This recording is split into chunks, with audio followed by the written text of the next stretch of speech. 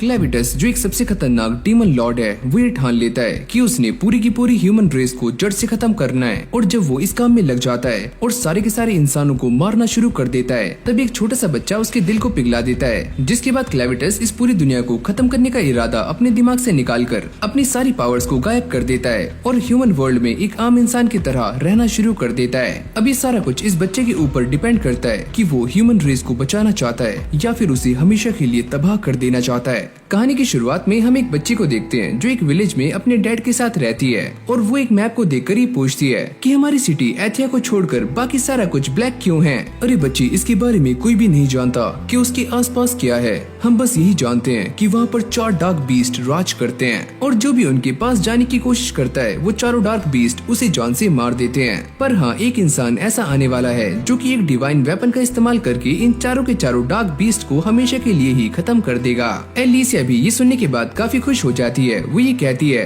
कि मैं भी बड़ी होकर एक हीरो बनूंगी ताकि मैं ये जान सकूं कि हमारी ये दुनिया कैसी है। फिर हमें कुछ टाइम बाद का सीन दिखाया जाता है जहाँ पर एलिसिया बड़ी हो चुकी है और वो हीरोज के साथ मिलकर साउथ की तरफ जा रही है ताकि वो वहाँ के क्लेविटस को हरा सके। और आगे बढ़ने से पहले हम ये जान लेते हैं कि ये हीरोज कोई आम इंसान नहीं है। इनके पास स्पेशल वेपन्स होते हैं जो कि सिर्फ हीरोज को ही दिए जाते हैं। जैसे ये सारे डार्क बीस्ट की टेरिटरी में पहुँचते हैं तो डीमंस इनके ऊपर अटैक्स करना शुरू कर देते हैं, जिसको देखकर ये सारे हीरोज अपने डिवाइन वेपन्स को बाहर निकाल लेते हैं और एक एक करके सारे के सारे डीमंस को मारना शुरू कर देते हैं। और जैसे जैसे वो क्लेविटस की तरफ आगे बढ़ रहे होते हैं तो उनके सामने एक के बाद एक काफी खतरनाक डीमंस आने शुरू हो जाते हैं। अब फाइनली इन सभी को मारने के बाद वो सारे क्लेविटस के पास पहुंच जाते हैं, जिसको देखकर इन सभी के अंदर काफी जोश आ जाता है। चलो इसको भी खत्म करते हैं। पर अगले ही पल हम ये देखते हैं कि क्लेविटस इनके सरदार को एक ही झटके में खत्म कर देता है और एक एक करके सभी को भी मारना शुरू कर देता है, जिसको देखकर इन सभी की फट जाती है और इन्हें समझ नहीं आता कि इन्हें अब क्या करना है। तभी एलिसिया ये नोटिस करती है कि क्लेविटस सभी के ऊपर शैडो में से अटैक कर रहा है और वो सभी को इसके बारे में वार्न कर देती है। अब एलिसिया भी उसके काफी नजदीक पहुंच जाती है और क्लेविटस को भी इस बात का एहसास हो जाता है कि ये सारे सच में काफी ताकतवर हैं, क्योंकि पिछले 1000 सालों में आज तक कोई भी मेरे इतने करीब नहीं आया। पर क्लेविटस को ये बात समझ नहीं आती कि वो सारे यहाँ पर क्यों आए हैं। अगर ये सारे मुझे यहाँ पर डराने के लिए आए हैं या फिर किसी और काम से, मैं उसका जवाब खुद ही ढूंढ लूंगा। एलिसिया क्लेविटस के सींग के ऊपर अटैक करने में कामयाब हो जाती है, पर अगले पल हम ये देखते हैं कि क्लेविटस सबको ही जान से मार देता है। अगली सीन में क्लेविटस उस जगह पर आ जाता है जहाँ से ये सारे हीरोज उसे मारने के लिए आए थे और वो ये ठान लेता है कि वो इस पूरे के पूरे किंगडम को खत्म कर देगा। सारे के सारे सिपाही उसे रोकने का काफी ट्राई कर रहे होते हैं, पर वो एक एक को जान से मारना शुरू कर देता है। फिर हम किंग को देखते हैं जो इस बात को समझ जाते हैं कि क्लेविटस यहाँ पर आ चुका है और सारे के सारे हीरोज मारे जा चुके हैं। ये देखकर किंग उस जगह पर चले जाते हैं जहाँ पर हीरोज के सारे हथियारों को बनाया जाता है और ये एक ऐसी जगह है जिसके बारे में सिर्फ रॉयल लोग ही जानते हैं और ये काम करना इसीलिए जरूरी है। अगर ये जगह ही तबाह हो जाएगी तो कोई भी फ्यूचर में डार्क बीस्ट को हरा नहीं सकता। इस तरफ ये सिपाही क्लेविटस को रोकने का काफी ट्राई कर रहे होते हैं और क्लेविटस ये समझ जाता है कि इनके पास जो वेपन्स हैं वो मेरे ऊपर काम नहीं कर रहे हैं। मुझे ऐसा लगता है कि उन हीरोज के पास कुछ अलग ही वेपन्स थे। यहाँ पर किंग ने भी इस जगह को पूरी तरह से सील कर दिया होता है। तभी क्लेविटस सारी जगह को तबाह करता हुआ यहाँ पर आ जाता है। तुम यहाँ पर क्या कर रहे थे और ह्यूमंस किस तरह की रेस है और वो मुझे मारना क्यों चाहती है? अगर मुझे तुम्हारा जवाब पसंद नहीं आया तो मैं पूरी की पूरी ह्यूमन रेस को खत्म कर दूंगा। पर किंग के पास इसका कोई भी जवाब नहीं होता और वो मारा जाता है। अगर ये सारे ऐसे ही आगे बढ़ते रहेंगे तो मुझे भी एक सेना बनानी चाहिए जिससे कि मैं सारे के सारे ह्यूमंस को खत्म कर पाऊं। तभी उसे यहाँ पर एक बच्चे के रोने की आवाज आती है। उसकी माँ क्लेविटस से कहती है कि प्लीज मेरे बच्चे को बचा लो। मैंने ये डिसाइड कर लिया है कि मैं सारी की सारी ह्यूमन रेस को खत्म कर दूंगा, तो इसको बचाने का कोई भी सवाल पैदा नहीं होता। पर ये बच्चा काफी छोटा है और ये अभी पैदा हुआ है, तो इसका बाकी इंसानों से कोई भी लेना देना नहीं है, तो प्लीज इसे बचा लो। पर क्लेविटस इन बातों को मानने से साफ इनकार कर देता है और वो ये कहता है कि भले ही अभी ये छोटा है लेकिन बड़ा होकर ये मेरे खिलाफ जा सकता है और ऐसा भी हो सकता है कि ये आगे चलकर मुझे ही जान से मार दे। और हाँ, अगर तुम ये कह रही हो कि इस बच्चे की जान काफी इम्पोर्टेंट है तो मुझे ये प्रूफ करो। मैं इस बात को अभी प्रूफ नहीं कर सकती, लेकिन फ्यूचर में ये बच्चा इस बात को खुद ही प्रूफ कर देगा। ये खोलने के बाद उसकी माँ मारी जाती है। अब क्लेविटस ये डिसाइड करता है कि वो इस बच्चे को जिंदा रखेगा और उसे लेकर अपने साथ चला जाता है। जिसके बाद हमें इस लैंड के बारे में बताया जाता है जहाँ पर 5 अलग अलग तरह की ह्यूमन रेसेस रहती हैं और ये सारे ही एक दूसरे से काफी अलग हैं। यहाँ तक कि कुछ ऐसे भी हैं जो कि पानी में रहते हैं और किसी से भी मिलना पसंद नहीं करते और कुछ तो फॉरेस्ट में। और आखिर में एक ऐसी रेस आती है जिनका नाम है हाइडेनियंस और ये काफी प्राचीन है और साथ में मिस्टीरियस भी। ये रेस एक ऐसी चीज के बारे में जानती है जिससे बाकी लोग अनजान है और वो है आर्कनाइट से वेपन्स बनाना। फिर हमें दोबारा से लूना आइलैंड को दिखाया जाता है जहाँ पर क्लेविटस इस बच्चे को लेकर आ जाता है। ये बच्चा काफी ज्यादा रो रहा होता है क्योंकि ये काफी भूखा है। अब भाई क्लेविटस इसे दूध तो पिला नहीं सकता तो वो इसे बार बार स्ट्रेंथ दे रहा होता है। अब वो इसे एक गड्ढे के अंदर फेंक देता है जहाँ पर काफी सारे कीड़े इसे साफ कर देते हैं। मैंने इसकी माँ से वादा क्यों किया कि मैं इसे जिंदा रखूंगा, लेकिन अब मैं पीछे नहीं हट सकता। और इस बच्चे की लाइफ ही ये बात डिसाइड करेगी कि आगे ह्यूमन रेस को जिंदा रखना है या फिर नहीं। एलिसिया की हालत भी काफी खराब हो चुकी है। तभी वो ये देखती है कि किसी ने उसके डैड को जान से मार दिया है और अगले ही पल उसकी आंखें खुल जाती हैं। क्लेविटस उससे कहता है कि तुम्हारे बाकी के साथी मारे जा चुके हैं और अब बस तुम ही जिंदा हो। एलिसिया भी इस बात को सुनकर काफी शॉक्ड हो जाती है कि क्लेविटस ने उसे जिंदा करने के लिए डार्क मैजिक का इस्तेमाल किया। और भाई क्लेविटस ने ये काम इसीलिए किया होता है ताकि एलिसिया इस बच्चे को दूध पिला सके। पर सच बात तो ये है कि एक मदर ही एक बच्चे को दूध पिला सकती है, यानी कि एलिसिया को जिंदा करना एकदम बेकार गया। एलिसिया ये कहती है तुम प्लीज मुझे दोबारा से मार दो, जब तक तुम्हारे अंदर मेरी डार्क एनर्जीज हैं तो तुम मर नहीं सकती। और अभी दोनों डिसाइड करते हैं कि वो एक साथ मिलकर इस बच्चे को पालने वाले हैं और एलिसिया के पास कोई दूसरा चारा भी नहीं होता। अब एलिसिया उससे कहती है अगर तुम इस बच्चे को पालना चाहते हो तो तुम्हें पैसे देकर एक नर्स को खरीदना होगा जो कि इस बच्चे को एक माँ की तरह दूध पिला सकती है, पर मेरे पास ना तो कैश है और ना ही यूपीआई। अब ये दोनों डिसाइड करते हैं कि वो इस माउंटेन का आर्कनाइट बेचने वाले हैं। ये सुनने के बाद क्लेविटस शहर की तरफ जा रहा होता है पर एलिसिया उसको रोक देती है कि तुम ऐसे वहाँ पर नहीं जा सकते, तुम एक काम करो ये बच्चा मुझे दे दो, मैं इसे लेकर वहाँ पर जा सकती हूँ। पर क्लेविटस इस चीज के लिए नहीं मानता और वो अपनी बॉडी को एक ह्यूमन फॉर्म के अंदर चेंज कर लेता है और यहाँ पर वो एक लड़की बन जाता है जिसका नाम है क्लैन और इस बच्चे का नाम है लूना।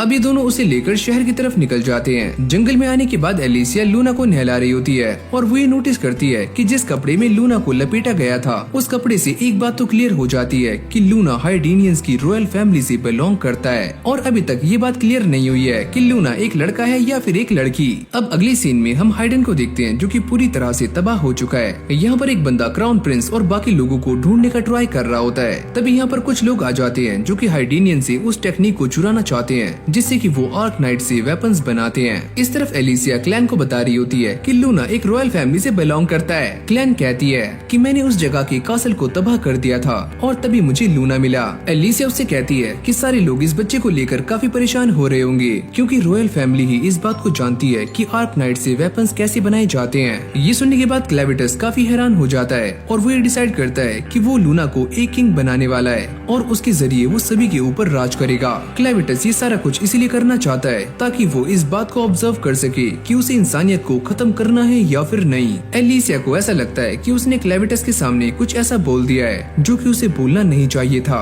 और हाँ भाई, इससे एक काफी बड़ी गलती हो चुकी है और ऐसा भी हो सकता है कि ये बात आगे चलकर एक काफी बड़ी दिक्कत क्रिएट करे। एलिसिया ये सोचती है कि मैं लूना को इससे ले भी नहीं सकती। अगर मैंने ऐसा किया तो क्लेविटस मुझे मारने के साथ साथ इस पूरी ह्यूमन रेस को भी खत्म कर सकता है। जिसके बाद वो डिसाइड करती है कि वो लूना की रक्षा करेगी ताकि सारे लोग सेफ रह पाएं। तभी यहाँ पर एक बंदा आकर क्लैन के सर पर अटैक कर देता है जिससे वो बेहोश हो जाती है। एलिसिया ये देखकर काफी हैरान हो जाती है कि इतना बड़ा डीमन किंग इतनी आसानी से धाराशाही हो गया। तभी यहाँ पर कुछ और लोग भी आ जाते हैं जो कि एलिसिया को भी बेहोश कर देते हैं और इन सभी को बंदी बनाकर कहीं लेकर जा रहे होते हैं। जब ये बैंडिट्स इन तीनों को लेकर जा रहे होते हैं तभी एलिसिया को होश आ जाता है। क्लैन उससे कहता है तो फाइनली तुम जाग चुकी हो, वैसे हम दोनों पकड़े गए। एलिसिया को ये सुनने के बाद काफी गुस्सा आ जाता है, तो तुम क्या कर रहे हो, चलो हमें बचाओ। अरे तुम टेंशन मत लो, लूना एकदम सेफ है। ये सुनने के बाद एलिसिया को और भी ज्यादा गुस्सा आ जाता है। मुझे ऐसा लगता है कि तुम इस बॉडी में आने के बाद और भी ज्यादा कमजोर हो गए हो।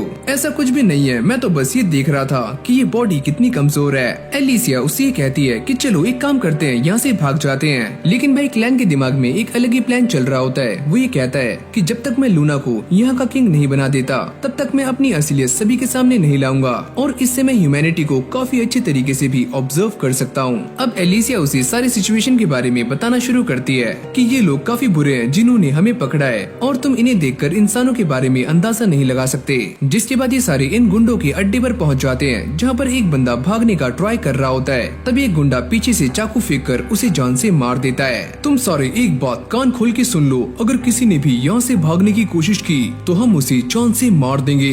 अभी गुंडे एलिसिया को लेकर एक कमरे में चले जाते हैं और यहीं पास में एक लड़की खड़ी हुई होती है जो क्लैन को अपने पास बुला लेती है। जैसे वो क्लैन के हाथ में एक छोटा सा बच्चा देखती है तो वो अपनी मेड से ही कहती है, सुनो इसका ध्यान रखना और हाँ तुम इसे दूध भी पिला देना। इस तरफ ये गुंडे एलिसिया को लेकर एक बंदे के पास आ जाते हैं जिसका नाम है रोको, और वो ये कहता है कि तुम सारे मुझे अपना बॉस कहो, पर ये बंदे ऐसा करने से मना कर रहे होते हैं। तभी ये अपने गुलाम बैटी को बाहर निकालता है और इन दोनों को डराना शुरू कर देता है, जिससे इन दोनों की काफी ज्यादा फट जाती है। एलिसिया को देखकर रोको ये कहता है, अरे ओए लड़की, शायद से तुम इन आर्क नाइट्स को लूना माउंटेन से यहाँ पर लेकर आई हो। यहाँ तक कि मैंने ये भी सुना है कि वहाँ के राजा ने अपने कुछ हीरोज को उस जगह पर भेजा था जिसमें एक लड़की भी थी, और ये बैटी जिसको देखकर सभी की फट जाती है, उसके सामने भी तुम काफी आराम से खड़ी हो, इसका मतलब तुम एक हीरो हो। यहाँ तक कि वो ये भी जानता है कि क्लेविटस ने उनके किंगडम पर अटैक कर दिया है और उसे पूरी तरह से तबाह कर दिया है। अब वो एलिसिया को डराने के लिए एक रेड कलर की ब्लेड का इस्तेमाल कर रहा होता है जो कि बिल्कुल हीरोज के वेपन की तरह है, और जो भी इस हथियार को छूता है वो सच में काफी ताकतवर बन जाता है।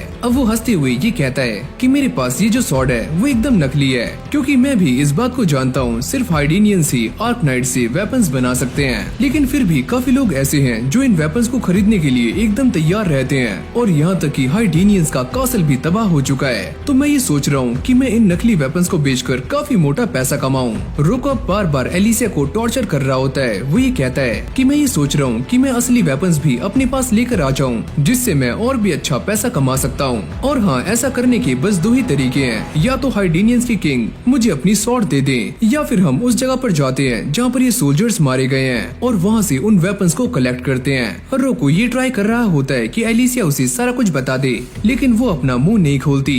रोको अपने साथियों से कहता है कि ये काम मैं तुम्हारे ऊपर सौंपता हूँ कि तुम इससे सारा कुछ बाहर निकलवाओ, और वो भी खुश होकर उसे लेकर यहाँ से निकल जाते हैं। अगली सीन में हम क्लैन को देखते हैं जो एक डार्क वर्ल्ड का किंग है, लेकिन वो यहाँ पर वेटरों वाले काम कर रहा होता है। अरे ओए छोटू, दो चाय लेकर आ, और वो इन सभी को काफी अच्छे से सर्व भी कर रहा होता है। क्लैन यहाँ पर इतना शांत इसलिए होता है क्योंकि लूना को मिल्क मिल चुका है, और इसलिए वो अपने सारे काम काफी आराम से कर रहा होता है। पर इस जगह की मालकिन को क्लैन के ऊपर शक होना शुरू हो जाता है। वो ये देखती है कि क्लैन के सर पर एक सींग है जिससे कि वो ओगर की तरह लग रहा है, पर उसकी आंखें और उसके बाल काफी अलग हैं। पर तभी अचानक यहाँ पर कुछ गुंडे नल को परेशान करना शुरू कर देते हैं और उसे घसीटकर यहाँ से ले जाते हैं और काफी बुरी तरह से मार रहे होते हैं। ये बात क्लैन को बिल्कुल भी पसंद नहीं आती और उसे काफी गुस्सा आ जाता है, जिस वजह से वो इन दोनों बंदों को जान से मार देता है। नल ये देखकर काफी शॉक्ड हो जाती है कि क्लैन ने ऐसा क्यों किया। अब वो लूना को दोबारा से नल को सौंप देता है, जो कि उसे फिर से दूध पिलाना शुरू कर देती है। क्लैन उसके बारे में जानने का ट्राई करता है कि आखिरकार नल कौन है, और वो ये कहती है कि मैं इन गुंडों के बीच में ही पली बड़ी हूँ और मेरी माँ यहीं पर काम किया करती थी, जिन्हें ये लोग काफी परेशान किया करते थे, और जब मैं 12 साल की हुई तो वो मुझे छोड़कर यहाँ से चली गई, और मैं उनके बारे में नहीं जानती कि वो जिंदा हैं या फिर मर चुकी हैं। और अब लोगों ने उसकी माँ की जगह पर उसे मारना शुरू कर दिया था, और नल को इस बात का एहसास होता है कि उसकी माँ ने हमेशा ही उसकी जान बचाई है और वो खुद पिटती आई है। इस बार की ऑनर ने उसे अपने साथ रख लिया और तभी से वो यहाँ पर काम करती है। क्लैन उसकी सारी बातें काफी गौर से सुन रहा होता है और वो ये पूछता है कि मैंने तो ऐसा सुना है कि एक माँ ही एक बच्चे को दूध पिला सकती है, तो तुम्हारा बच्चा कहाँ पर है? क्या मेरा बच्चा मर चुका है। जब वो पैदा हुआ था वो तभी मारा गया। नल ये बताती है कि यही वो टाइम था जब मैंने ये डिसाइड किया कि मैं भी मर जाऊंगी, पर तभी मुझे एक बच्चा मिला जिसे मुझे दूध पिलाना पड़ा, और तभी से मेरे अंदर एक उम्मीद जाग गई।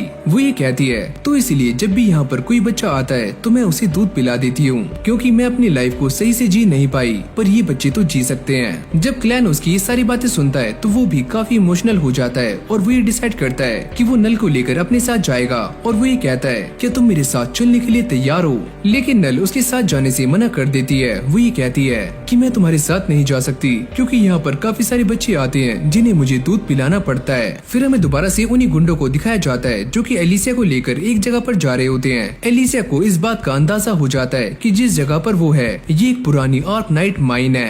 यहीं पर कुछ गुंडे और भी खड़े होते हैं जो कि एक बंदे को पानी के अंदर भेज रहे होते हैं, और इस बंदे की काफी ज्यादा फट रही होती है। वो ये कहते हैं अगर तुम इस पानी के अंदर से उन वेपन्स को बाहर ले आए तो हम तुम्हें आजाद कर देंगे। लेकिन भाई जैसे ये बंदा पानी के अंदर कूदता है तो इसके अंदर से काफी खतरनाक मॉन्स्टर्स बाहर आते हैं जो कि इस बंदे को एक ही झटके में कच्चा निगल जाते हैं। और भाई जो मॉन्स्टर्स हीरो तक को जान से मार सकते हैं तो ये तो फिर भी एक आम इंसान था। एलिसिया इन मॉन्स्टर्स को देखकर ये समझ जाती है कि ये तो पानी के डार्क बीस्ट हैं जो कि सच में काफी खतरनाक होते हैं। और ये डार्क बीस्ट आज से 300 साल पहले फ्लड में यहाँ पर आए थे और यही वो वजह थी जिससे इस माइन को बंद कर दिया गया था। और ये वाटर बीस्ट इतने ज्यादा खतरनाक है कि उस टाइम का सबसे स्ट्रॉन्ग हीरो भी इनके सामने टिक नहीं पाया था। एलिसिया इन सारे गुंडों के सामने उस हीरो के बारे में बताना शुरू करती है। वो ये कहती है कि वो हीरो जिस शॉट का इस्तेमाल करता था उससे वो पानी को भी स्प्लिट कर सकता था और मैं ये जानती हूँ कि तुम उसी शॉट को लेने के लिए यहाँ पर आए हो। ओह अच्छा, तो तुम ये सारी कहानी पहले से ही जानती हो, तो इसका मतलब तुम्हारे वेपन का भी एक नाम होगा। जल्दी से हमें बता दो, मैं इसके बारे में तुम्हें कुछ भी बताने वाली नहीं हूँ। और मैं ये जानती हूँ कि तुमने उस बंदी के साथ झूठा वादा किया था। अगर तुम उसे बचाना चाहते तो तुम उसे रस्सी से भी बांध सकते थे। अरे ओए, ज्यादा घड़ी चतुर बन रही के, अब आगे हो। ब्रिज के उस तरफ कुछ और लोग खड़े होते हैं जो कि एलिसिया का इंतजार कर रहे होते हैं। तभी सामने से एक लंगूर टपकता है जो कि एलिसिया को छूने के लिए काफी ज्यादा बेताब है। लेकिन भाई ये बंदा इस बात को नहीं जानता कि ये दिन उसका आखिरी दिन है। तभी एलिसिया अपने शोल्डर को डिसलोकेट करके इस बंदे को पकड़ लेती है और सीधा ही नीचे कूद जाती है, क्योंकि एलिसिया इस बात को काफी अच्छे से जानती है कि जब तक उसकी बॉडी के अंदर क्लेविटस का डार्क फ्लूइड है तो वो मर नहीं सकती। और इसीलिए भाई वो बिना डरे इस बंदे को लेकर सीधा नीचे कूद जाती है। अभी सारे गुंडे एलिसिया को मरा हुआ देखकर काफी शॉक्ड हो जाते हैं। उनकी इस बात को लेकर भी काफी ज्यादा फट रही होती है। अगर इसके बारे में हमारे बॉस को पता लगा तो वो हमारी खाट खड़ी कर देगा। लेकिन एलिसिया अब भी जिंदा है, पर वो काफी दर्द में होती है और उसे अपनी गर्दन के नीचे कुछ भी फील नहीं होता, यानी कि उसकी पूरी की पूरी बॉडी टूट चुकी है। मुझे काफी दर्द हो रहा है और मेरी बॉडी से काफी ब्लड भी बाहर निकल चुका है। अगर अभी मैं यहाँ से नहीं निकली तो वो गुंडे दोबारा से यहाँ पर आ जाएंगे। पर तभी अचानक उसका ब्लड मूव करने लग जाता है और उसके सामने क्लेविटस का एक छोटा रूप आ जाता है। वो ये कहता है, अरे ओए पगली, तुमने पहले ही काफी ज्यादा ब्लड लॉस कर दिया है। अगर ऐसे ही ये खून बाहर निकलता रहा तो तुम मारी जा सकती हो। वो तो ये ब्लड ही है जिसकी वजह से तुम अब भी जिंदा हो। क्लेविटस ये सारा कुछ इसलिए कर रहा होता है क्योंकि एलिसिया अब भी उसके काफी ज्यादा काम की है। जब तक तुम्हारे अंदर मेरा ये ब्लड है तो तुम ठीक होती रहोगी और जब तक मुझे तुम्हारी जरूरत है तो मैं तुम्हें जिंदा रखूंगा। तो अब तुम्हें क्या हो गया है? तुम मुझे सही क्यों नहीं कर रहे हो? क्या तुम्हें मेरी जरूरत नहीं है? अब वो इसे सारी बातें बतानी शुरू कर देता है जो कि उसके साथ पीछे हुई है। मैंने नल को मनाने की काफी कोशिश की पर उसने मुझे मना कर दिया। और ऐसा क्यों हुआ? क्या तुम मुझे इसका जवाब दे सकती हो? ये सारा कुछ इसीलिए क्योंकि नल इस बात को जानती है अगर तुमने उसे आजाद भी कर दिया तो ये गुंडे उसके पीछे आ जाएंगे और तुम दोनों को ही जान से मार देंगे। लेकिन अगर तुम उसे विश्वास दिला दो कि तुम उसे बचा सकते हो तो शायद वो तुम्हारे साथ चल सकती है। पर मैं ऐसा कुछ भी नहीं करूँगा। मैं उसके लिए ये सारा कुछ क्यों करूँ? और मैं नहीं चाहता कि किसी को भी ये पता लगे कि मैंने लूना माउंटेन छोड़ दिया है, वरना इससे काफी बड़ी दिक्कत हो सकती है। जिसके बाद क्लेविटस एलिसिया से ये कहता है कि मेरे ख्याल से ये काम तुम भी कर सकती हो और वैसे भी एक हीरो इतने सारे गुंडों को तो आराम से हरा ही सकता है। एलिसिया इस बात के लिए मना कर रही होती है पर अगली पल क्लेविटस उसकी सारी की सारी टूटी हुई हड्डियों को दोबारा से जोड़ देता है और वो एकदम सही हो जाती है, जिसको देखकर इन सारे गुंडों की फटनी शुरू हो जाती है और साथ में चड्डी भी टाइट हो जाती है। पर एलिसिया भी काफी जोर जोर से चिल्ला रही होती है क्योंकि इससे उसे काफी पेन होता है। अभी सारे गुंडे डिसाइड करते हैं कि वो इसे पकड़कर जबरदस्ती वहाँ पर लेकर जाएंगे जहाँ पर इसके साथियों के वेपन्स हैं। जैसे ही एक गुंडा उसके ऊपर अटैक करने के लिए आगे आता है तो एलिसिया उसके एक जोरदार मुक्का मारकर उसे पीछे गिरा देती है। मुझे ऐसा लगता है कि मुझे अब अपनी पे आना होगा। ये बोलते ही वो अपनी सारी बेड़ियां तोड़कर इन सभी के साथ लड़ने के लिए तैयार हो जाती है। क्लैन भी लूना को लेकर बाहर आ जाता है और ये दोनों नल को ढूंढ रहे होते हैं। जाते हुए क्लैन ये बता रहा होता है कि एलिसिया काफी स्ट्रॉन्ग है और वो पहली ऐसी इंसान है जिसने मेरे सीन के ऊपर अटैक किया था। इस तरफ नल भी दोबारा से कार्मे के पास आ जाती है और कार्मे उसे देखकर काफी खुश होती है कि नल अब भी जिंदा है और वो सही सलामत है। पर वो ये देखकर काफी शॉक्ड होती है कि इतना मार खाने के बाद भी नल अब भी काफी खुश है और वो ये कहती है कि तुम्हें क्या हुआ, तुम इतनी खुश क्यों हो? क्या मैं बाहर जा सकती हूँ क्योंकि मुझे बाहर की दुनिया देखनी है। कार्मे उससे कहती है कि जो भी एक बार यहाँ पर आ जाता है उसके लिए बाहर की दुनिया एकदम खत्म हो जाती है। पर तुम ये सारा कुछ मुझसे क्यों पूछ रही हो? क्या तुम बाहर जाना चाहती हो? मैं तो बस ये जानना चाहती हूँ कि बाहर की दुनिया कैसी है और वो कैसी लगती है। जैसे ही वो ये कहती है कि आज मुझे किसी ने बाहर जाने के लिए पूछा था, तभी कार्मे उसकी एक जोरदार थप्पड़ मारती है। ये सारे ख्याल अपने दिमाग से निकाल दो। ये दुनिया काफी जालिम है और लोग हमें इस्तेमाल करने के बाद हमें फेंक देते हैं। और वैसे भी तुम काफी भद्दी हो, तो मुझसे पहले किसने तुम्हें बाहर जाने के लिए पूछ लिया? इन दोनों की ये सारी बातें रोको भी सुन लेता है और वो यहाँ पर आ जाता है, जिसको देखकर कार्मी काफी शॉक्ड हो जाती है। मैं यहाँ पर इसलिए आया हूँ क्योंकि मुझे नल से बात करनी है। तभी रोको उसे लेकर यहाँ से चला जाता है। कार्मी उसे रोकने का काफी ट्राई कर रही होती है। अगर ये चली गई तो यहाँ के बच्चों को दूध कौन पिलाएगा। तभी क्लैन और लूना भी यहाँ पर आ जाते हैं। क्लैन उससे पूछता है कि तुम क्या बकवास कर रही हो। वो ये कहती है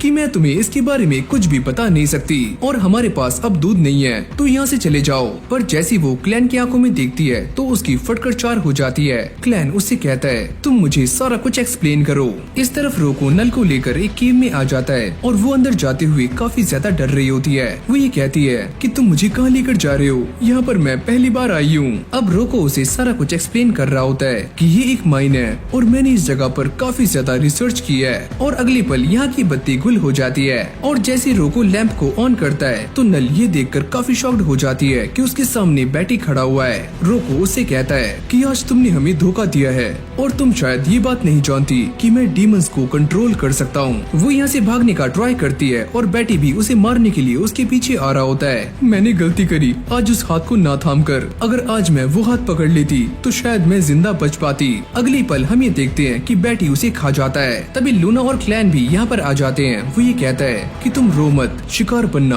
और शिकार करना ये दोनों ही इंसानों और डीमंस में कॉमन है। क्लैन अब भी इस बात को लेकर काफी कंफ्यूज होता है कि ये डीमन जो इतना स्ट्रॉन्ग है वो इस छपरी की बात क्यों मान रहा है और मेरे ख्याल से ये रूल्स के खिलाफ है। बैटी इसे जान से मार दो। पर बैटी की तो पहले ही हवा टाइट हो रही होती है और वो नल को बाहर उगल देता है। लूना उसे लेकर साइड में आ जाता है। बैटी की हालत पहले से काफी खराब हो रही होती है। रोको उसे शांत करने का ट्राई करता है पर वो ये देखकर काफी शॉक्ड हो जाता है कि नल और लूना यहाँ से गायब है। शायद से तुम एक मैजिशियन हो, लेकिन क्लैन को मैजिक के बारे में कुछ भी नॉलेज नहीं होती। रोको उससे कहता है अगर तुम इसके बारे में कुछ भी नहीं जानते तो चलो मैं तुम्हें इसके बेसिक्स समझाता हूँ। अब वो एक लिक्विड को बाहर निकाल कर ये कहता है क्या तुम ये देख रहे हो, यही मेरा मैजिक है जिससे कि मैं अभी तक छोटे मोटे ट्रोल को ही कंट्रोल कर पाया था, लेकिन आगे मैं बड़े डीमंस को भी कंट्रोल कर पाऊंगा। अगली पल वो इस चीज को फायर के साथ मिला देता है जिससे बैटी दोबारा से खड़ा हो जाता है और उसके कंट्रोल में आ जाता है। तभी बैटी क्लैन के ऊपर अटैक करके उसे इंजर्ड कर देता है। क्लैन ये सोचता है कि एलिसिया ने मुझे मैजिक के बारे में कुछ भी नहीं बताया। इस तरफ एलिसिया भी सारे के सारे गुंडों को सबक सिखा रही होती है और फिर हमें एक फ्लैशबैक दिखाया जाता है जहाँ पर एलिसिया के डैड उसे स्वॉर्ड चलाना सिखा रहे होते हैं। वैसे मुझे एक स्ट्रॉन्ग स्वॉर्ड्समैन बनना है तो मैं क्या करूँ? अगर तुम सच में ये करना चाहती हो तो सबसे पहले तुम्हें अपने ऊपर कंट्रोल करना होगा और अपने दुश्मन को मारते हुए बिल्कुल भी हिचकिचाना नहीं है। इससे तुम्हारी और स्वॉर्ड की स्पीड कम हो सकती है। अब रियलिटी में एलिसिया इन सारे गुंडों को ठिकाने लगा रही होती है पर तभी एक गुंडा उसकी स्वॉर्ड को तोड़ देता है। एलिसिया को इस बात का अंदाजा हो जाता है कि वो अकेले इन सारे गुंडों को हरा नहीं सकती। ये सच में काफी ज्यादा हैं और इन सभी को हराने का सिर्फ एक ही तरीका है जिसके लिए वो लेक की तरफ भागना शुरू कर देती है, यानी कि वो लेक में कूदने वाली है। इन सारे गुंडों को ऐसा लगता है कि एलिसिया इसके अंदर नहीं कूदेगी क्योंकि पिछले 300 सालों से इस लेक में जो भी गया है वो जिंदा वापस नहीं आया। तभी एलिसिया एक एक्स को उठाकर कुछ रस्सियों को काट देती है और ये सारे के सारे लोग उसको घेर लेते हैं, जिसके बाद ये सारे गुंडे उसे पकड़ने के लिए इन डंडों पर चढ़ना शुरू कर देते हैं। पर जैसे एलिसिया एक और रस्सी को काटती है तो ये सारे लोग पानी में गिर जाते हैं। पानी में गिरने वाले सारे के सारे बंदे डार्क बीस्ट का खाना बन जाते हैं। बचे हुए गुंडे ये देखकर काफी शॉक थे कि एलिसिया यहाँ से गायब है, पर वो तो पानी के अंदर है ताकि वो उस स्वॉर्ड को हासिल कर सके जो कि उस पुराने लेजेंडरी हीरो की है। एलिसिया इस लेक में काफी अंदर जा रही होती है। वो ये सोचती है कि मुझे अपनी सांसों को बस तब तक रोकना है जब तक कि मैं नीचे ना पहुंच जाऊं। लेकिन भाई इस लेक के अंदर एक और डार्क बीस्ट है जो कि नीचे एलिसिया का इंतजार कर रहा है, पर वो इस बात से पूरी तरह से अनजान है। अब एलिसिया धीरे धीरे पानी के अंदर जा रही होती है और इससे वो काफी घबरा जाती है। मुझे ऐसा नहीं लगा था कि ये काम इतना मुश्किल होगा। यहाँ पर उसका दिमाग काम करना बंद कर देता है और एकदम सुन्न हो जाता है। एलिसिया ये सोचती है कि भले ही मेरे दिमाग को ये पता हो कि मैं मरने वाली नहीं हूँ, लेकिन फिर भी मेरी बॉडी मेरा साथ नहीं दे रही है। मुझे काफी दर्द हो रहा है। अब जैसी वो किसी चीज से टकराती है तो उसे ऐसा लगता है कि वो नीचे पहुँच चुकी है और उसे यहाँ पर हीरो की स्वॉर्ड भी चमकती हुई नजर आती है। वो अपनी पूरी ताकत लगाकर इस स्वॉर्ड की तरफ बढ़ने का ट्राई करती है क्योंकि वो ये जानती है कि अगर उसने एक बार इस स्वॉर्ड को पा लिया तो उसकी फिजिकल स्ट्रेंथ दोबारा से एनहेंस हो जाएगी और वो यहाँ से आसानी से बाहर निकल सकती है। पर जैसी वो इस स्वॉर्ड को छूने वाली होती है तभी ये मॉन्स्टर उसके सामने आ जाता है, जिसको देखकर एलिसिया की काफी ज्यादा फट जाती है। लेकिन एलिसिया ने इस स्वॉर्ड को हासिल कर लिया है, पर ये मॉन्स्टर उस स्वॉर्ड के साथ ही एलिसिया को अपने मुंह के अंदर खींच लेता है। तभी उसे अपने डैड की बात याद आती है कि एलिसिया तुम सच में काफी स्ट्रॉन्ग हो। जिसके बाद वो इस बीस्ट के मुंह से बाहर निकल निकल जाती है और ऊपर जाने का ट्राई कर रही होती है। वो ये सोचती है कि ये बीस्ट इस पानी में काफी ज्यादा स्ट्रॉन्ग है और यही वो रीजन होगा कि वो हीरो यहाँ पर हारा है, क्योंकि इस बीस्ट को देखकर ऐसा नहीं लगता कि ये इस दुनिया का है। और भाई ये डार्क बीस्ट हजारों सालों तक जिंदा रह सकते हैं और न जाने कितने 100 सालों तक सोते हैं। एलिसिया ये सोचती है कि पक्का किसी ने यहाँ पर माइनिंग करके इस वाटर बीस्ट को जगाया है और मैं बिना ऑक्सीजन के इससे फाइट नहीं कर सकती, तो मुझे जल्दी से बाहर जाना होगा। एलिसिया अपने सामने आने वाले सारे के सारे वाटर बीस्ट को काटते हुए बाहर आ जाती है, लेकिन फाइनली ये वाटर बीस्ट भी बाहर आ चुका है, जिसको देखकर ये सारे लोग डर जाते हैं क्योंकि ये सच में काफी ज्यादा बड़ा है। जिसके बाद ये बीस्ट सभी को मारना शुरू कर देता है। एलिसिया उसके टेंटिकल्स को काटना शुरू करती है, पर वो ये समझ जाती है कि वो अकेले इस बीस्ट को हरा नहीं सकती। इन सारे गुंडों की हालत काफी खराब हो जाती है। प्लीज एलिसिया हमारी हेल्प करो, तुम एक हीरो हो तो प्लीज हमें बचा लो। ओह अच्छा, अब आए ना लाइन पे, लेकिन मैं तुम्हारी हेल्प नहीं कर सकती। मैं यहाँ से जा रही हूँ और मैं जिसके अंडर काम कर रही हूँ वो इससे भी ज्यादा खतरनाक है। उसके जाते ही ये सारे गुंडे मारे जाते हैं। एलिसिया इस बीस्ट को देखकर ये कह रही होती है कि भले ही मैं इसे मारना चाहती हूँ, लेकिन मैं इससे ज्यादा कुछ भी नहीं कर सकती। क्लैन को भी इस बात का एहसास हो जाता है कि एलिसिया ने अपना काम कर दिया है, यानी कि उन सारे के सारे गुंडों को ठिकाने लगा दिया है। तुम जानते थे ना कि मैं किससे फाइट कर रही हूँ, लेकिन फिर भी तुमने मेरी हेल्प क्यों नहीं की। मुझे माफ करना कि मैं तुम्हारी हेल्प नहीं कर पाया, लेकिन इस वक्त मैं भी काफी दिक्कत में हूँ। मेरे सामने एक ऐसी टेक्निक आ चुकी है जिसके बारे में मैं कुछ भी नहीं जानता और तुमने भी मुझे मैजिक के बारे में कुछ भी नहीं बताया। क्लैन की बातें सुनकर तो ऐसा लगता है कि ये बंदा काफी दिक्कत में है, पर अगली पल हम ये देखते हैं कि इसने बैटी को बड़ी आराम से हरा दिया है। पर रोको अपने मैजिक का इस्तेमाल करके यहाँ से भागने में कामयाब हो चुका है। एलिसिया भी भागते हुए क्लैन के पास आ जाती है। वो ये देखती है कि चारों तरफ रेड स्मोक है। क्लैन ये सोचता है कि ये बात काफी अजीब है कि इस स्मोक का असर ना तो तुम्हारे ऊपर हो रहा है और ना ही किसी नॉर्मल एनिमल के ऊपर, और वो ये समझ जाता है कि ये मैजिक सिर्फ डार्क बीस्ट के ऊपर ही काम करता है। क्लैन के मन में ये भी ख्याल आता है कि वो ट्रांसफॉर्म होकर आसानी से इस पूरी की पूरी जगह को तबाह कर सकता है, पर इससे लूना को भी काफी खतरा है, तो वो ऐसा नहीं करता। एलिसिया क्या तुम इसके बारे में कुछ जानती हो और क्या तुम कुछ कर सकती हो? हाँ मैं इसके बारे में जानती तो हूँ, लेकिन मैं मैजिक का इस्तेमाल करना नहीं जानती। साथ में वो ये कहती है कि मैजिक का इस्तेमाल करने के लिए आर्क नाइट की जरूरत होती है और जो भी इसकी रियल पावर्स को जानते हैं वो आसानी से मैजिक का इस्तेमाल कर सकते हैं, यानी कि तुम भी एकदम यूजलेस हो। एलिसिया उससे पूछती है तुम मुझे ये बताओ अगर लूना मर गया तो तुम क्या करोगे?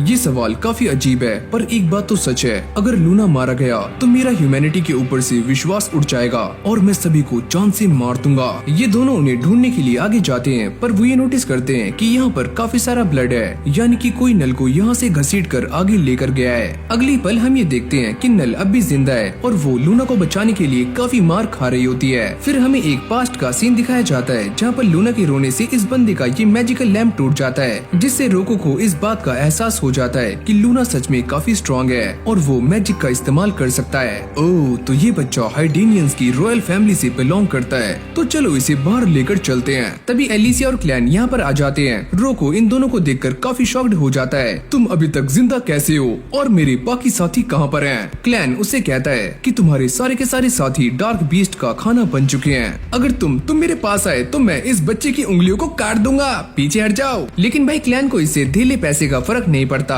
और वो इसे मारने के लिए आगे जा रहा होता है। एलिसिया उसको रोक देती है। देखो मैं हाइडेनियंस की इस सॉर्ड को बाहर लेकर आ चुकी हूँ, अगर तुम्हें ये सॉर्ड चाहिए तो तुम इसे दीवार से निकाल सकते हो, पर इसे बाहर निकालने के लिए तुम्हें अपने दोनों हाथों का इस्तेमाल करना होगा। ओह तो वैसे मुझे इस बात पर यकीन नहीं हो रहा है कि तुम मुझे हाइडेनियंस की सॉर्ड इतनी आराम से दे रही हो, पर इससे एक बात तो साफ है कि ये बच्चा हाइडेनियंस की रॉयल फैमिली से बिलोंग करता है और तुम्हारी शक्ल देखकर ये बात काफी अच्छे से कंफर्म हो रही है कि ये बच्चा काफी कीमती है। अगर तुम इसे बचाना चाहती हो तो तुम मुझे ये बताओ कि तुम्हारे बाकी साथियों की सॉर्ड्स कहाँ पर हैं? एलिसिया उसे सारा कुछ बता देती है कि उसके साथियों की सॉर्ड लूना माउंटेन की गहराइयों में है। अगर तुम उन्हें पाना चाहती हो तो ये काम तुम्हें खुद ही करना होगा। तुम्हें क्या लगता है कि मैं उन सॉर्ड्स को हासिल नहीं कर सकता? ये तुम्हारी गलत फहमी है। अगली पल हम ये देखते हैं कि वो एक मैजिकल पाउडर का इस्तेमाल करता है और साथ में लूना की मैजिकल पावर्स का इस्तेमाल करते हुए यहाँ से गायब हो जाता है। जैसे रोको यहाँ से भागने का ट्राई करता है तभी एलिसिया उसे बीच में से काट देती है। तुमने ये कैसे किया? क्या तुम मुझे देख पा रही हो? अबे ओए घनचक्कर, हम तुम्हें देख नहीं सकते पर तुम्हें सुन तो सकते हैं ना। और वैसे भी लूना रो रहा है और इसी बेवकूफी की वजह से तुम मारे गए। लूना के ऊपर से मैजिकल पाउडर हटाते ही वो भी विजिबल हो जाता है। एलिसिया क्लैन से कहती है अगर तुम तुम लूना को बचाना चाहते हो तो तुम्हें नल को दोबारा से जिंदा करना होगा। क्लैन इस चीज के लिए मना करता है कि वो ऐसा नहीं करेगा। एलिसिया इस पर काफी गुस्सा हो जाती है और उसकी ये डांट क्लैन के ऊपर काम कर जाती है। वो ये कहता है कि मुझे इसे बचाने के लिए डार्क ब्लड की जरूरत पड़ने वाली है और जब तक मैं इसे ठीक करूंगा तो तुम्हें मरना होगा। वैसे भी मैं एक हीरो हूँ तो इसमें कोई भी दिक्कत नहीं है। अगली पल वो एलिसिया की बॉडी में से डार्क ब्लड को बाहर निकाल देता है और नल को दोबारा से जिंदा कर देता है। क्या तुमने मुझे दोबारा से जिंदा किया? एलिसिया की बॉडी से सारे के सारे जान प्राण बाहर निकल चुके हैं, पर अगली पल वो दोबारा से उठकर बैठ जाती है। अभी ओए मेरी स्वॉर्ड कहाँ पर है? लूना भी अब सही हाथों में आ चुका है। क्लैन ये पूछता है क्या तुम अब हमारे साथ बाहर चलने के लिए रेडी हो? और नल अपनी पुरानी गलतियों से बचते हुए इनके साथ जाने के लिए मान जाती है। अब यहीं से हमारा सीन चेंज हो जाता है जहाँ पर क्लैन एलिसिया को परेशान कर रहा होता है और उससे वो हीरो वाली स्वॉर्ड लेकर उससे ये कहता है कि जब तुम्हें इसकी सबसे ज्यादा जरूरत होगी तो मैं तुम्हें ये लौटा दूंगा। नल भी अपनी सारी पैकिंग करके यहाँ पर आ जाती है। एलिसिया ये देखकर काफी शॉक्ड हो जाती है कि नल ने इतना वेट कैसे उठाया हुआ है। एलिसिया ये बहाना कर रही होती है कि उसे एक स्वॉर्ड चाहिए और वो क्लैन से ये परमिशन मांगती है कि अंदर रोको के बॉक्स में काफी सारी स्वॉर्ड हैं, क्या मैं जाकर एक ला सकती हूँ? परमिशन मिलते ही वो एक स्वॉर्ड को लेने के लिए यहाँ से भाग जाती है। अब ये दोनों बाहर जा रहे होते हैं। नल उसे कहती है कि ये जगह काफी खाली हो चुकी है और यहाँ पर मेरी माँ की यादें हैं। ये जगह खाली देखकर मुझे काफी अजीब लग रहा है। एलिसिया को इस कमरे के अंदर कुछ पैसे और एक स्वॉर्ड मिल जाती है जिसको पाकर वो काफी ज्यादा खुश है। पर तभी यहाँ पर क्लैन उड़ता हुआ आता है जिसकी हालत काफी टाइट हो जाती है।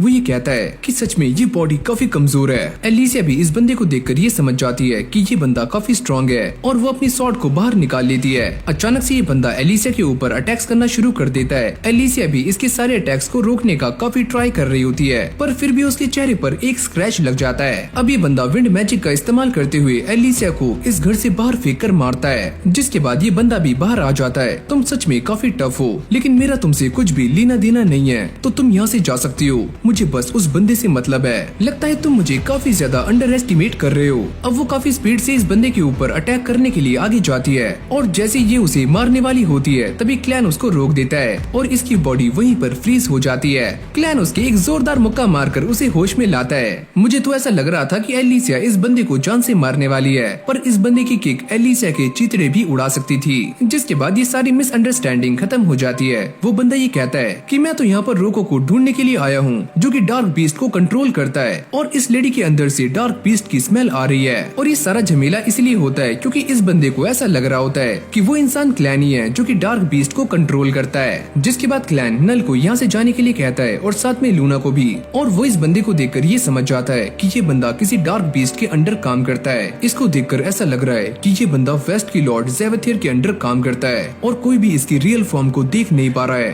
तभी ये डार्क बीस्ट जिसका नाम है गाट, वो ये कहता है कि तुम इस सभी के बारे में कैसे जानते हो। ये बोलते ही वो अपनी रियल फॉर्म में आ जाता है और वो ये कहता है कि जैसे क्लेविटस ह्यूमन रेस को खत्म करना चाहता है, वैसे ही वेस्ट की लॉर्ड ज़ेवथियर भी ऐसा ही सोच रही है। गाट उससे ये कहता है अगर तुम भी एक डार्क बीस्ट हो तो मुझे अपनी फॉर्म दिखाओ। तभी क्लैन अपनी एक पूंछ यहाँ पर बाहर निकाल लेता है, जिसको देखकर एलिसिया काफी शॉक्ड हो जाती है। मेरे सामने दो ऐसे डार्क बीस्ट हैं जो काफी ज्यादा खतरनाक हैं और वो ह्यूमंस की तरह दिखते ही नहीं बल्कि बात भी करते हैं। एलिसिया ये बात सुनने के बाद काफी शॉक्ड हो जाती है कि क्लेविटस के अलावा भी काफी सारे डार्क बीस्ट हैं जिनके बारे में ये हीरोज जानते तक नहीं है। तुम्हें क्या लगता है कि सारे डार्क बीस्ट ऐसा कर सकते हैं? पर ऐसा कुछ भी नहीं है। सिर्फ कुछ ही डार्क बीस्ट ऐसे हैं जो कि ह्यूमंस की तरह चेंज हो सकते हैं और बातें कर सकते हैं। गार्ड गुस्से में आकर ये कहता है कि ये तो एक हीरो है, तो ये तुम्हारे साथ क्या कर रही है? पर क्लैन सारी बातों को संभालते हुए ये कहता है कि ये सारे मेरे कंट्रोल में है और मैं बस ये देखना चाहता हूँ कि ह्यूमन रेस कैसे काम करती है और वो कैसे रहते हैं। अब क्लैन उससे ये कहता है कि जिस ज़ेवथियर को मैं जानता हूँ वो तो ह्यूमंस को ऑब्जर्व करती है,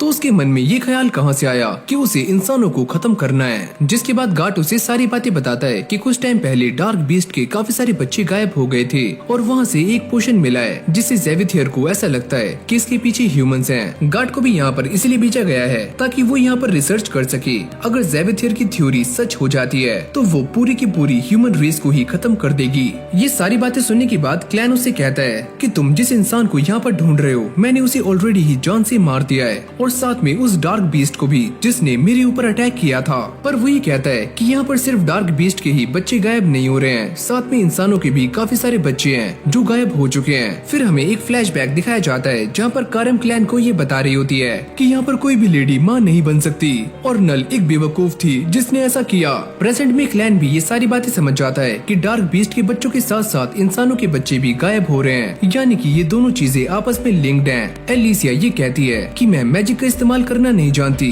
पर शायद से मैं उन लोगों के बारे में जानती हूँ जो कि ये सारा कुछ कर रहे हैं। वो ये कहती है कि पहले जब फाइट हुआ करती थी तो पहले लोग वेपन्स का इस्तेमाल करते थे, और बाद में आए विजर्ड्स जिन्होंने मैजिक का इस्तेमाल करना शुरू कर दिया, और बैटल में किसी का भी हारना या जीतना इस बात पर तय करता है कि किसके पास कितने विजर्ड्स हैं और वो कितने स्ट्रॉन्ग हैं। साथ में वो ये भी कहती है कि जिसने पहली बार विजर्ड्स को बैटल में उतारा था वो इंसान ये है जिसका नाम है ड्रेल, और इसे ड्रैगन स्लेयर के नाम से भी जाना जाता है, और ये वही इंसान है जिसने मेरे डैड को मारा है। अब यहीं से हमारा सीन चेंज हो जाता है जहाँ पर ड्रेल अपनी पूरी की पूरी आर्मी के साथ हाइडन पर कब्जा करने के लिए आगे बढ़ रहा होता है, पर यहाँ पर एक और आर्मी उन सभी को रोकने के लिए पहले से ही तैनात है, और इस आर्मी का जनरल जिसका नाम है रॉड वो ये पूछता है कि सारी तैयारियां कैसी चल रही हैं। ये लड़की कहती है कि हमारी सारी एडवांस फोर्स खत्म हो चुकी है, और जनरल ड्रेल अपनी आर्मी के साथ साउथ की तरफ आ रहा है, यहाँ तक कि वो लोग गिनती में 50,000 हैं। रॉड ये कहता है हमारी सेना काफी कम है, हम बस 6 ही हजार हैं, और वो लोग काफी सारे हैं और काफी तेजी से हाइडन की तरफ बढ़ रहे हैं। वो ये सोचता है अगर हम वेस्ट के गेट से पहले ही वहाँ पर पहुँच जाएं तो शायद हम उन्हें रोक सकते हैं, और इसके लिए हमें हाइडेनियंस का साथ चाहिए, पर वहाँ से हमें अभी तक कोई भी हेल्प नहीं आई है और न ही कोई रिस्पॉन्स। अभी दोनों इस बात को लेकर काफी पैनिक हो रहे होते हैं कि क्लाइवेटस ने हाइडेनियंस पर अटैक कर दिया है, और इसलिए ड्रेल यहाँ पर आया है।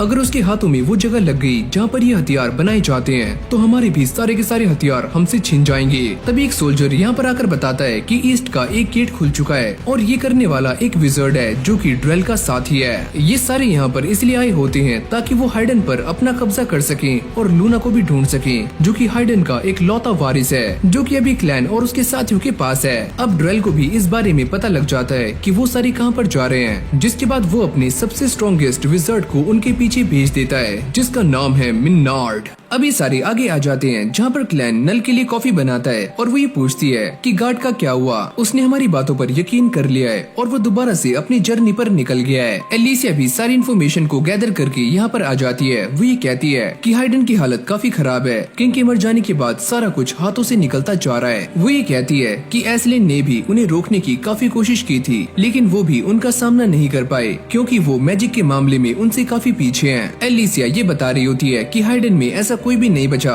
जो कि उस जगह को ऑपरेट कर सके जहाँ से वेपन्स बनाए जाते हैं। इसका रीजन एकदम साफ है कि वहाँ के किंग ने अपने किंगडम के अंदर मैजिक को बैन किया हुआ है, इसलिए वहाँ पर कोई भी विजर्ड नहीं है। अब इन सारी टेंशनों को साइड में रखते हुए ये सारे कॉफी को एंजॉय करते हैं। नल भी लूना को अपने साथ ले जाती है ताकि वो उसे दूध पिला सके, जिसके बाद एलिसिया नल की तारीफें कर रही होती है, पर क्लैन को ऐसा लगता है कि इन दोनों के बीच में कोई न कोई खिचड़ी बन रही है, और वो ये कहता है कि मुझे ऐसा लगता है कि तुम उसे पसंद करती हो और मेरे ख्याल से तुम उसकी तरफ अट्रैक्ट भी हो रही हो। ये सुनने के बाद एलिसिया काफी शॉक्ड हो जाती है। वो ये कहती है कि मेरा ऐसा कोई भी इरादा नहीं है, तुम्हें गलत लग रहा है। एलिसिया उसे ये कहती है कि तुम ये चाहते हो ना कि लूना किंग बने, लेकिन अभी जैसे हालात हैं उसे देखकर ऐसा नहीं लगता कि आगे ऐसा हो पाएगा। वो ये कहती है कि बोरिटो ने हाइडन को उड़ाने की पूरी प्लानिंग कर ली है। क्लैन ये कहता है अगर ऐसा हो भी गया तो मेरे प्लान में कोई भी चेंज नहीं आएगा, लेकिन वो क्लैन को समझाने की काफी कोशिशें कर रही होती है। अगर एक बार उन्होंने हाइडन पर अपना कब्जा कर लिया और लूना को ढूंढ लिया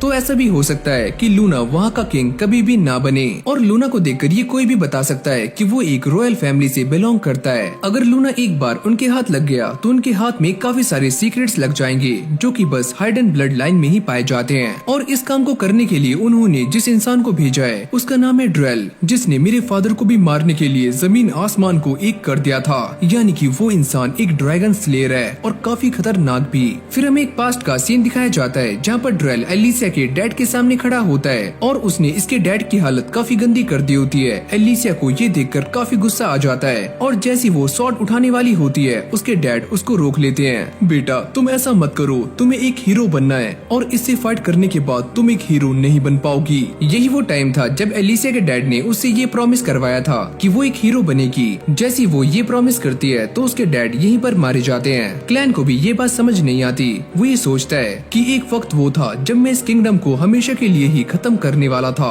और अब मैं इसे बचाने के लिए जा रहा हूँ। एलिसिया उससे कहती है अगर तुम वहाँ पर जा रहे हो तो मैं भी तुम्हारे साथ चलूंगी। क्लैन उसे ऐसा करने से मना कर देता है। वो ये कहता है कि तुम्हें यहाँ पर रुककर इन दोनों की ही देखभाल करनी है। अगर तुम मेरे साथ वहाँ पर जाओगी तो सभी को मेरे ऊपर शक हो जाएगा कि एक ह्यूमन डीमन के साथ मिली हुई है। क्लैन को वहाँ पर जाने से एक और फायदा होने वाला है जिससे कि वो विज़र्ड्स की पावर्स को भी काफी आसानी से और काफी अच्छे से समझ सकता है। मैं ये बात जानता हूँ कि तुम अपने फादर की मौत का बदला लेना चाहती हो, लेकिन तुमने अपने फादर से प्रॉमिस किया है कि तुम ड्वेल के साथ नहीं लड़ोगी। उसके फादर ने भी उससे कहा था कि ड्वेल के साथ फाइट करने से वॉर हो सकती है, तो तुम ये कभी भी मत करना, ये एक हीरो का रास्ता नहीं है। जिसके बाद एलिसिया ये कहती है कि मैं अब एक हीरो नहीं हूँ, मैं बस एक लाश हूँ जो कि एक डीमन बीस्ट के ब्लड से चल रही है, तो मैं अपने डैड का बदला ले सकती हूँ। अब क्लैन उससे पूछता है कि आखिरकार तुमने हीरो बनने का फैसला क्यों किया था। एलिसिया ये बताती है ताकि मैं इस वर्ल्ड को प्रोटेक्ट कर सकूं और साथ में इसे एक्सपैंड भी कर सकूं। तुमने लूना के वर्ल्ड को पहले ही एक्सपैंड कर दिया है, तो सच में तुम एक हीरो हो। ये बोलने के बाद क्लैन अपने असली रूप में आ जाता है और हाइडन के लिए निकल जाता है। इस तरफ बोरुटो की आर्मी ने हाइडन को तबाह करने के लिए अपना पूरा इंतजाम कर लिया होता है। साथ में एस्लिन भी उन्हें रोकने के लिए यहाँ पर आ रहे होते हैं। फिर हमें दोबारा से उसी बंदे को दिखाया जाता है जो कि पहले लूना को ढूंढ रहा था। अब अगले सीन में हम एलिसिया और नल को देखते हैं जो एक टाउन में आ जाते हैं, पर तभी अचानक वो ये नोटिस करते हैं कि यहाँ पर टाउन वाले एक बंदे को काफी गंदे तरीके से मार रहे होते हैं। नल इन सारे बंदों को देखकर काफी घबरा रही होती है, जिसके बाद एलिसिया उसे लेकर यहाँ से चली जाती है। फिर हमें इन सारे गुंडों की लाश दिखाई जाती है जिन्हें पेड़ों पर लटकाया गया होता है। ये सारे बात कर रहे होते हैं। हमें ऐसा लगता है कि वहाँ पर जो जायंट ऑक्टोपस मिला है वो बात सही है। ये सारे लोग इस बात से भी काफी परेशान होते हैं कि बोरुटो की आर्मी हमारे किंगडम पर अटैक कर रही है। ये बंदा कहता है तो अब ये सारा कुछ हमारे हाथों में है, हमें ही अपने किंगडम को बचाना होगा। एलिसिया उसे लेकर एक होटल में आ जाती है जहाँ पर उनके सामने दो बंदे खड़े होते हैं जो कि उनसे पूछताछ कर रहे होते हैं क्योंकि इन दोनों के पास वेपन्स हैं। तभी पीछे से एक लेडी यहाँ पर आती है जो कि अपने दोनों बच्चों को डांटना शुरू कर देती है कि तुम दोनों पागल हो, जैसे हालात अभी यहाँ पर चल रहे हैं उसके हिसाब से सभी के पास वेपन्स होने चाहिए, तुम दोनों अंदर आ जाओ। ये औरत जिसका नाम है कारी वो ये कहती है कि इस बच्चे को देखकर ऐसा लग रहा है कि ये हाइडेनियंस का प्योर ब्लड है, पर ये तुम्हारे पास क्या कर रहा है और अब ये सारा कुछ तुम्हारे जवाब पर ही डिपेंड करेगा कि तुम्हारे साथ क्या करना है। एलिसिया उससे कहती है कि हम इस बच्चे के गार्ड हैं और हमें इसे बचाना है। कारी भी उनकी बातों पर बिलीव कर लेती है। अब एलिसिया कुछ पैसे देकर एक रूम को बुक कर लेती है। कारी अपने बच्चों से कहती है तुम नालायक यहाँ पर क्या कर रहे हो, चलो इनका सामान अंदर रखो, चलो। अब जैसे ही ये इस सामान को उठाने की कोशिश करते हैं तो ये सामान काफी भारी होता है और इन सभी की पैंट गीली पीली हो जाती है। एलिसिया और नल अब कमरे में आ चुके हैं, पर तभी अचानक हम ये देखते हैं कि बाहर एक इंसेक्ट है जो कि इन दोनों को ही देख रहा है। अपने इस इंसेक्ट की वजह से मिनार्ड इन सभी के ऊपर नजर बनाए हुए है। अब अगली पल हम ये देखते हैं कि मिनार्ड अपने और भी सारे इंसेक्ट्स को लेकर इन सभी के पीछे आ जाता है। ये दोनों ही लूना को देखकर काफी मस्ती कर रहे होते हैं। तभी कारी भी यहाँ पर आ जाती है, चलो अब खाना खा लो। जैसी एलिसिया खाना लेने के लिए नीचे जाती है तो वो ये देखती है कि सारे लोग यहाँ पर क्लेविटस और हीरोज के बीच में हुई फाइट के बारे में ही बातें कर रहे हैं। अरे क्या बेकार हीरोज हैं वो जो क्लेविटस को हरा नहीं पाए और सारे के सारे मारे गए।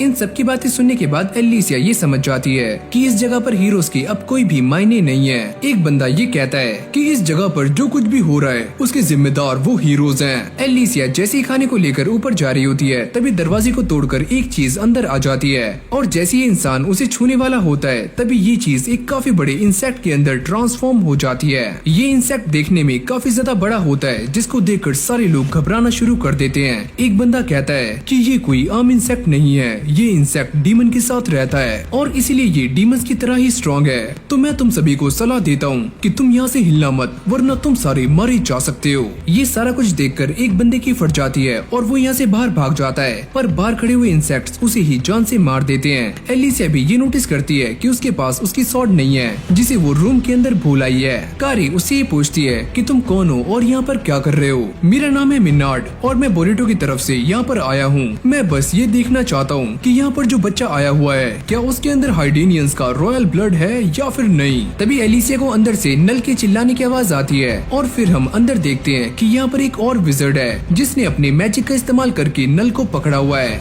यहाँ पर लूना भी इस विजर्ड को देखकर रोना शुरू कर देता है। नल उसे ये पूछती है कि तुम कौन हो और यहाँ पर क्या कर रही हो, तुम यहाँ तक कैसे आई। जिसके बाद ये विजर्ड अपने बारे में बताना शुरू करती है और इसका नाम है ने। वो ये कहती है कि मैं अपनी पावर्स की मदद से किसी भी आयरन की चीज को अट्रैक्ट या फिर रिपेल कर सकती हूँ। वो लूना को एक मैजिकल पिल खिलाने का ट्राई कर रही होती है जिससे वो ये पता कर सकती है कि लूना के अंदर मैजिकल टैलेंट है या फिर नहीं, और ऐसा करने के लिए वो लूना के साथ जबरदस्ती कर रही होती है। नल को ये देखकर काफी गुस्सा आ रहा होता है, तुम ऐसा कैसे कर सकती हो। एलिसिया इन दोनों को बचाने के लिए रूम की तरफ जा रही होती है, लेकिन तभी मिनार्ड अपने इंसेक्ट से उसके ऊपर अटैक करवा देता है। वो ये कहता है क्या बात है, हाइडेनियंस के बच्चे के साथ एक फीमेल स्वॉर्ड्समैन, ये तो काफी कमाल की बात है, लेकिन अब तुम्हारी मरने का टाइम आ चुका है। नल अपने आप को छुड़वाने का काफी ट्राई कर रही होती है। ने उससे कहती है तुम्हारा ऐसा करने का कोई भी फायदा नहीं है क्योंकि मेरा मैजिक काफी स्ट्रॉन्ग है और ये सामने से आने वाले एक खतरनाक बुल को भी आसानी से रोक सकता है। चलो बेटा इसे जल्दी से खा लो।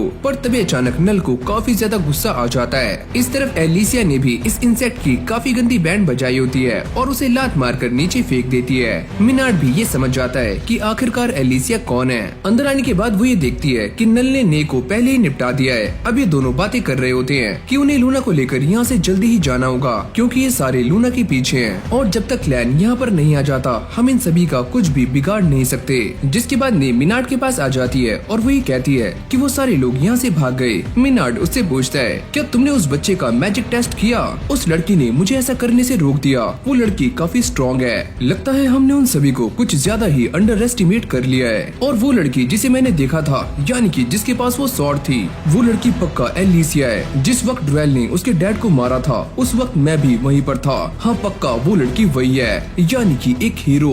अब मिनार्ड को भी इस बात पर यकीन हो जाता है कि वो लड़की एक हीरो है तो वो एक नॉर्मल बच्चे के साथ ट्रैवल नहीं करेगी, यानी कि वो बच्चा सच में हाइडेनियंस का वंशज है। तो चलो अब इसमें काफी मजा आने वाला है। अगले सीन में मिनार्ड ने सारे के सारे टाउन वालों को यहाँ पर इकट्ठा कर लिया होता है जो कि बस गिनती में 4 होते हैं। ये आदमी कहता है तुम जानते हो ना कि तुम कहाँ पर खड़े हो, अगर तुमने थोड़ी सी भी हिलने की कोशिश की तो हम तुम्हें जान से मार देंगे, और तुम यहाँ पर क्यों आए हो और क्या चाहते हो। जिसके बाद मिनार्ड इन सभी को क्लेविटस के बारे में भड़काना शुरू कर देता है। वो ये कहता है कि वो एक डीमन किंग है जो कि यहाँ पर दोबारा से आया तो पूरे के पूरे किंगडम को ही पूरी तरह से खत्म कर सकता है। तो हम यहाँ पर इसलिए आए हैं ताकि हम तुम्हारी मदद कर सकें। और हाँ ये बात तो तुम भी जानते हो कि उस डार्क बीस्ट से लड़ने की ताकत तुम्हारे में से किसी के भी अंदर नहीं है, उसका सामना बस हम ही कर सकते हैं। अबे ओए चल बे साइड हो, तूने हमारे एक साथी को मारा है तो हम तेरे ऊपर यकीन क्यों करें, और हाँ तुम इसे कैसे एक्सप्लेन करोगे। मुझे माफ करना, वो तो बस एक एक्सीडेंट था, वो तो गलती से मारा गया। जिसके बाद वो इन सभी को एलिसिया के बारे में भड़काना शुरू कर देता है और ये कहता है कि यहाँ जो कुछ भी हो रहा है उसके जिम्मेदार बस एलिसिया है जो कि एक हीरो है और उसी की वजह से वो बाकी के 12 हीरोज भी जान से मारे गए।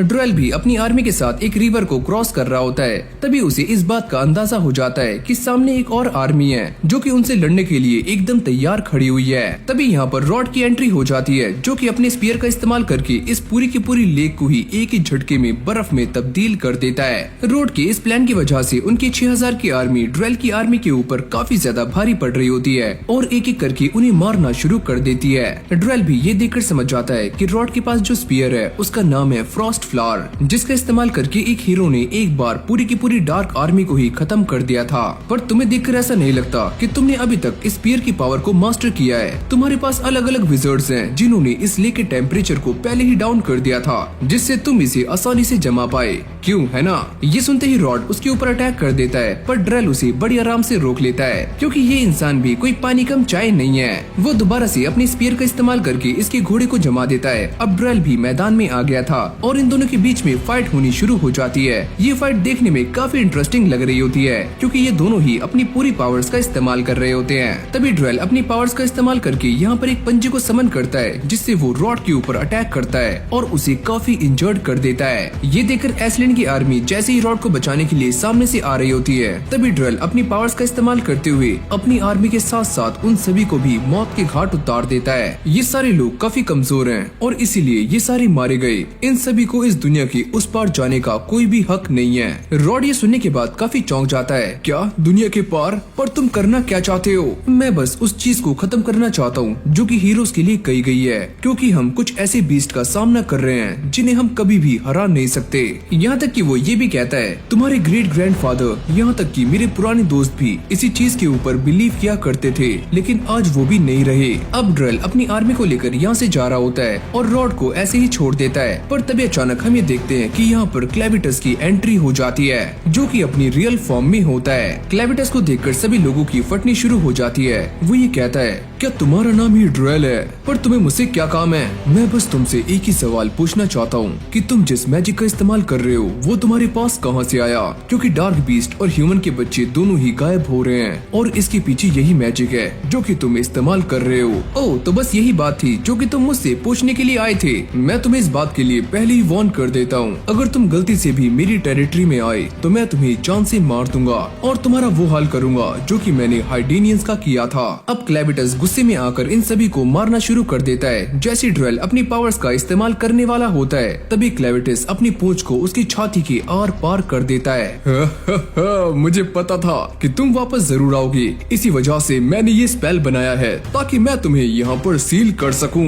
अगली पल हम ये देखते हैं कि ड्रेल अपनी बॉडी को सैक्रिफाइस कर देता है और क्लेविटस को एक काफी बड़े ब्लड की गोली में कैद कर देता है। पर यहाँ पर ड्रेल अपनी स्वॉर्ड की मदद से दोबारा से जिंदा हो चुका है, क्योंकि अब वो स्वॉर्ड और ड्रेल ये दोनों ही एक हो चुके हैं। तो फाइनली तुम मेरे स्पेल के अंदर फंसी गए और तुम इससे कभी भी बाहर नहीं निकल सकते, तो इसके अंदर मरो और सड़ो क्लेविटस। ये बोलने के बाद वो अपनी आर्मी को लेकर यहाँ से निकल जाता है। इस तरफ ये सारे के सारे टाउन वाले एलिसिया को ही ढूंढ रहे हैं, क्योंकि ये उसे जान से मारना चाहते हैं। तो भाई सच में आगे इस एनिमे के अंदर काफी मजा आने वाला है। क्लेविटस जिसे स्पेल के अंदर कैद कर दिया गया है, क्या वो इससे बाहर निकल पाएगा और क्या ये सारे के सारे गाँव वाले एलिसिया को जान से मार देंगे? ये सारा कुछ जानने के लिए आपको इस एनिमे का सेकंड पार्ट देखना होगा जो काफी जल्दी आने वाला है। तो जल्दी से वीडियो को लाइक कर दो और चैनल को भी सब्सक्राइब कर लो। बाकी मैं मिलता हूँ आपसे एक और न्यू फ्रेश वीडियो के साथ, तब तक के लिए कीप वॉचिंग एनी सोल।